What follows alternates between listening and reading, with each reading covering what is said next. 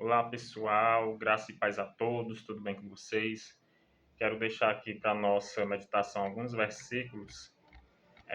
Aqui na primeira epístola de Pedro, nós vamos ler aqui no capítulo de número 2, certo? Vamos ver aqui do versículo 20 ao versículo 25. O versículo 20 nos diz assim: Pois que vantagem há em suportar açoites recebidos por terem cometido mal? Mas se alguém suportam, mas se vocês suportam o sofrimento por terem feito o bem, isso é louvável diante de Deus. O primeiro ponto que nós trazemos aqui é que nós, como igreja, nós temos que ter a consciência que nós sofremos. Sofremos por pensar diferente, por agir diferente, em meio a um mundo que tem maneiras errôneas de ver as coisas. Em meio a um mundo onde o correto é errado e o que é errado aos olhos de Deus, aos olhos da humanidade, é correto. Então, aqui, como fala, é louvável diante de Deus nós suportarmos qualquer tipo de perseguição, qualquer tipo de afronta em amor ao Evangelho, em amor a fazer a vontade de Deus, certo?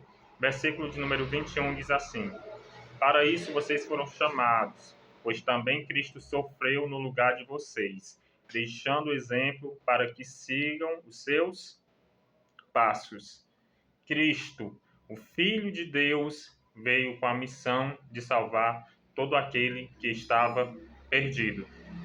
Um homem que nunca cometeu erros, um homem que era perfeito, um homem que não tinha mancha alguma na sua vida, veio e morreu e sofreu em nosso lugar. O Evangelho, ele é seriedade.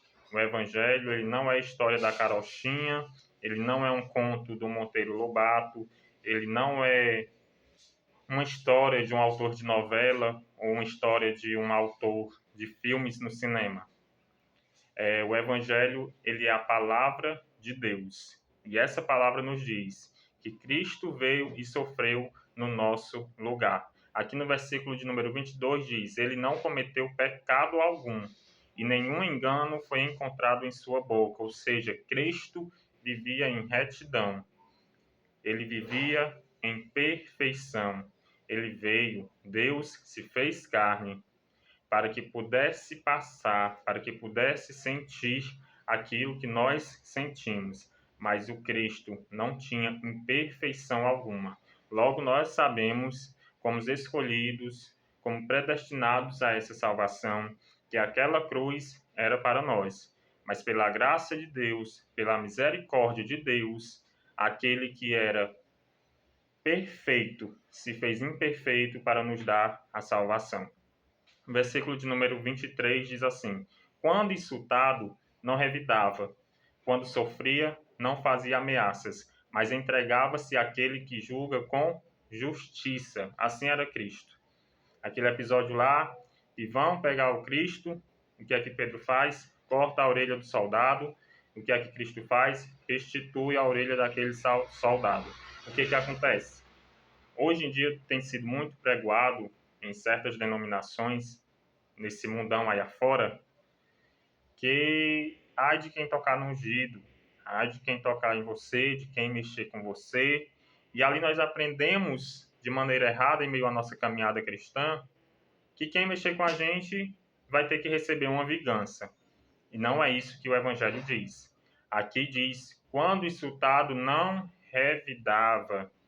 A partir do momento que alguém me insulta e eu vou revidar, ou por mais que eu não revide,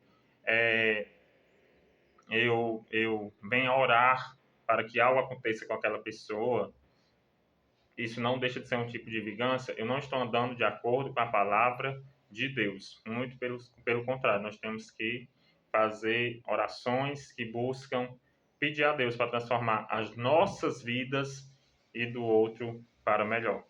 Versículo de número 24 diz assim: Ele mesmo levou em seu corpo os nossos pecados sobre o madeiro, a fim de que morrêssemos para os pecados e vivêssemos para a justiça.